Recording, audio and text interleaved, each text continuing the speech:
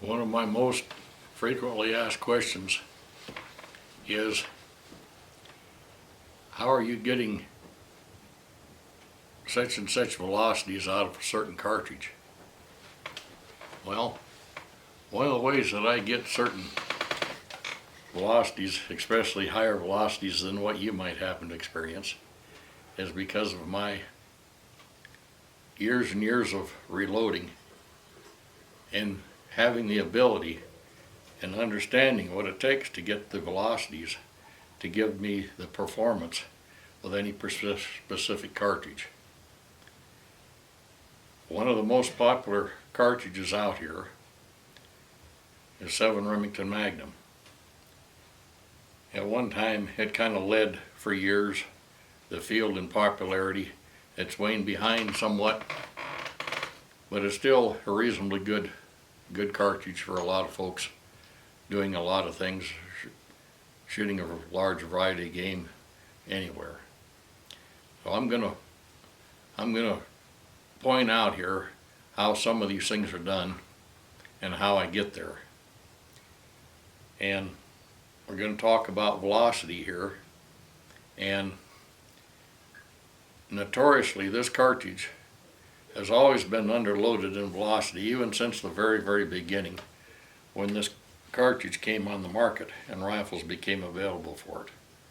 And that cartridge came out in the Remingtons and the new Remington 700 many years ago, in the early 60s, and it had a magazine box, a magazine box inside length, a 3.690.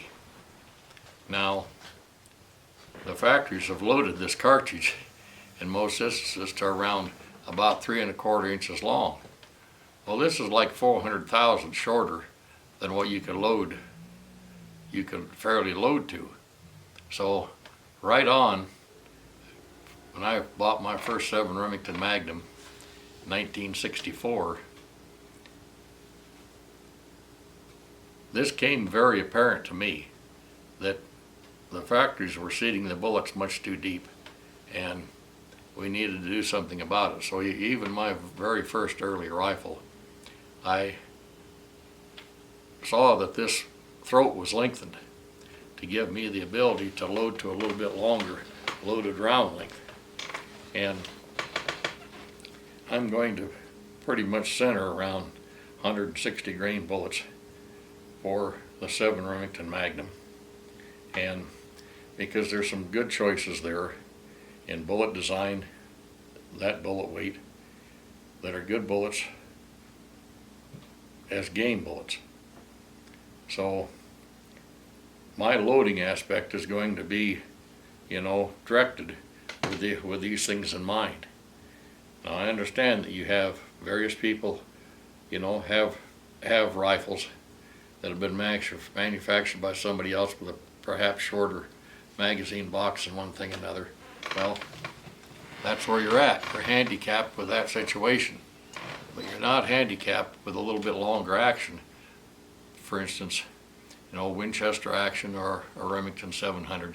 And there are a considerable other number of actions that you can load to at least pushing around 300 and 600 long. And you certainly don't need to load anything longer than that. I specifically load my rifle.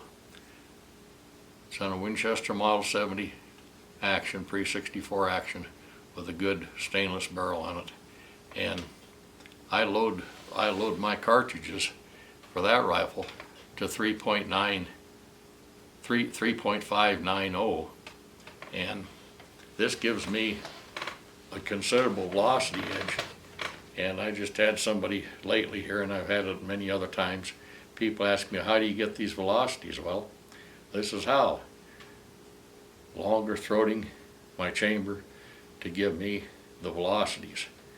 And I've worked with just about every powder conceivable for the 7 Remington Magnum.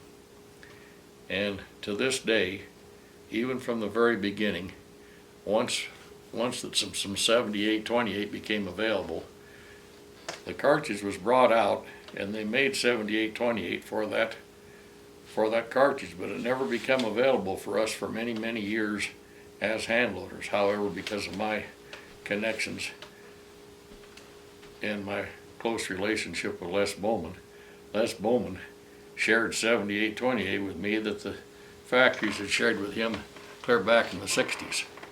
And I still have some of that 7828 here, by the way. And I've, in the past couple of years, I've actually tested it against new right off the shelf 7828, and I found it to be the same, relatively the same. I'm talking about, yeah, there's slightly differences between lot to lot, but in all practical purposes it is the same. So even though I've worked with considerably in the other powders for the 7 Remington Magnum, I always come back almost invariably to the 7828 because there's nothing that works better.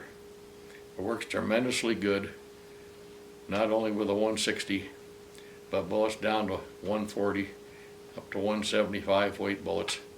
And in all my loading, I always concentrate on game design bullets, not bullets that are match accuracy target bullets, because they're not suited to hunt game with, and you're going to have very disappointing experiences. Now, depending on the rifle, in 7 Remington Magnum with 160 grain bullets, and I hear almost invariably use either Norma or Winchester brass. Yes, I've used a lot of other brass and I've had good luck with other brass, but those are the two that I try to stick with brand-wise to give me the performance. When I'm talking about performance, I'm talking about the accuracy and the reliability and how that brass stands up, you know, to repeated loading. Both very, very good, high quality brass, and my velocities, depending on the rifle that I'm working with, provided that I can load where I need to load, and I have a magazine box that's at least 3 and 600. Everything throated properly, I can all invariably get 3100 plus up to 3200. Not every rifle will give you 3200. My rifle happens to give me that type of velocity. That's an edge compared to, you know, a lot of this factory loaded ammunition that's down there below 3,000 feet a second with 160s, maybe down there around 2,900 feet a second. You know, I've seen where people mention that they've loaded that cartridge for years with a 160 partition at about 2,850 feet a second. Well, they just as well have a 280 Remington, because I do that with a 280 Remington loaded with standard length magazine box, you know. So if that's what you're doing, you're only just kind of just kidding yourself, because the cartridge is capable of much more velocity. And of course we need to understand that, you know, doing all this loading and all this experimenting, that we always need to have a good chronograph, a good 1-inch 10th graduated micrometer, and measure our cartridge belts at the very rear of the belt, you know, up to a half a thousandth of expansion to, you know, determine our maximum loads. And the next determining factor is, after you've done this and you've adhered to these methods, you're going to find that you've been able to load this cartridge brass 10, 12, maybe more times. And that in itself proves that you've got a very good working load, that you're doing what you should be doing and you're following the proper procedures to get to where you want to go. And as time goes by, I'm going to cover, you know, a few other cartridges, some of the more popular cartridges, the more useful cartridges, maybe ones that are used more than others.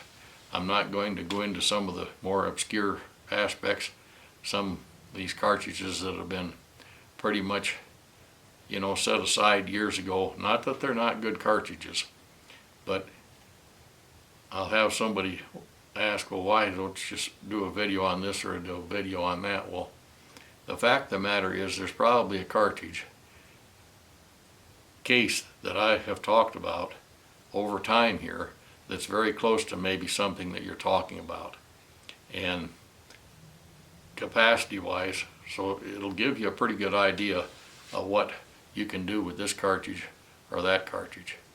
So I always worked up, you know, half a grain at a time with my powder charges, and I always pick Federal 215 primers and Winchester large rifle primers. Those will do a good job for you in that cartridge. There's other primers, and if you have other primers and they're doing a good job and you're getting the performance that you want, that's what's important. And a while back I did a video on various primers and so forth, and everybody needs to listen to that video to understand primers, because there's a lot of difference in primers. There's a lot of difference in bullets. There's a lot of difference in cartridge cases. There's a lot of difference in powders. There's a lot of difference in every aspect of the component makeup of the loads, whatever we're loading. And every rifle is different. And your rifle may only do this, and somebody else's rifle is going to do something else. And that doesn't mean that your rifle isn't a good rifle, that things aren't fine. They may be just fine. So, you know, just pay attention to these details, follow the aspects of loading procedures that I've laid out numerous times for top accuracy, and I think that you'll have less need for a question, what should I do here, what should I do there? And, you know, I think that over time that we're going to see, you know, an increase in this pastime of loading. We're going to see, with my advice, we're going to see people that aren't just reloaders, but over time we should see some real hand loaders out here that actually understand what they're doing and are able to do these things and enjoy this much more, because it's a very good hobby to be involved with. Anything to do with the shooting sports is very, very good. And you might notice that I'm wearing a 2020 Trump cap. Well, folks, get yourself a 2020 Trump cap and wear it so everybody sees it. So do your part, and good luck with your reloading.